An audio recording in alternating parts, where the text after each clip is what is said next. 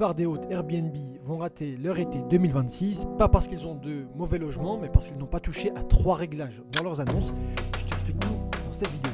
Ce matin, je reçois ça, un mail de la part d'Airbnb, de l'équipe Host Success d'Airbnb de l'Europe, destiné personnellement à Marwan Afassi. Ils me donnent leurs conseils pour préparer la haute saison estivale et pour faire partie du top host sur la plateforme.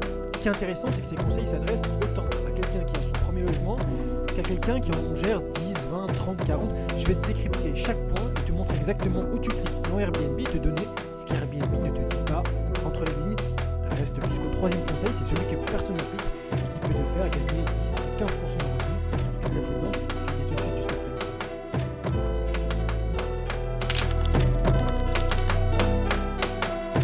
Le premier conseil d'Airbnb, c'est de vérifier son calendrier. Et je vais te dire pourquoi c'est plus important que ce que tu ne le crois.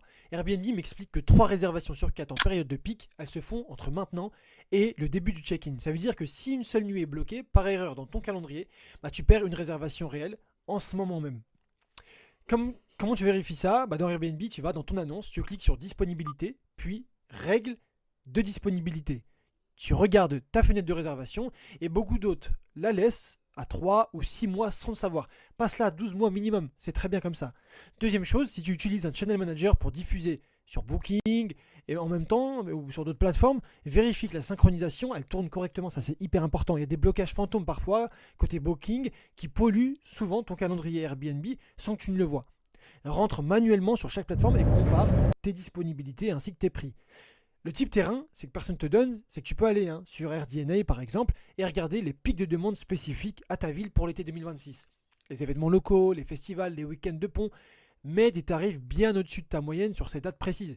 L'erreur classique, c'est d'appliquer un tarif uniforme toute la saison alors que certaines dates, elles valent 2 voire 3 fois plus. Le deuxième conseil, c'est celui qui me fait le plus mal quand je vois des calendriers d'hôtes, des dizaines de nuits perdues chaque année sans qu'ils le réalisent et je vais t'expliquer pourquoi. Les sandwich nights, les fameux problèmes silencieux qui coûtent 10 à 15% de revenus annuels à la plupart des hôtes. Je t'explique concrètement ce que c'est.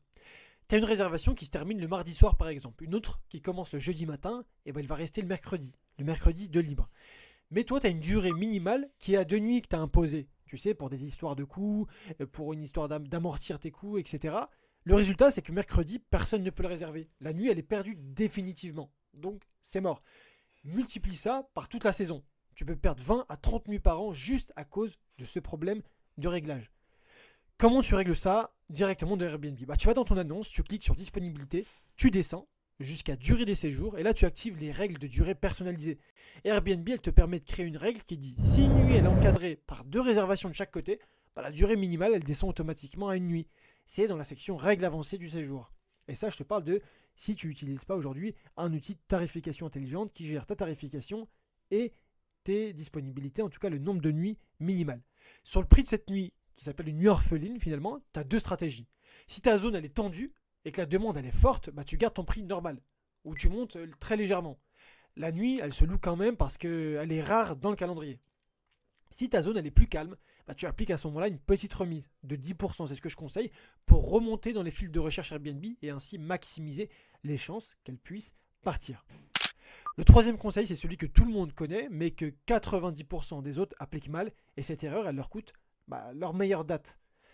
C'est les promotions Early Bird. C'est ce que j'ai vu sur le mail d'Airbnb.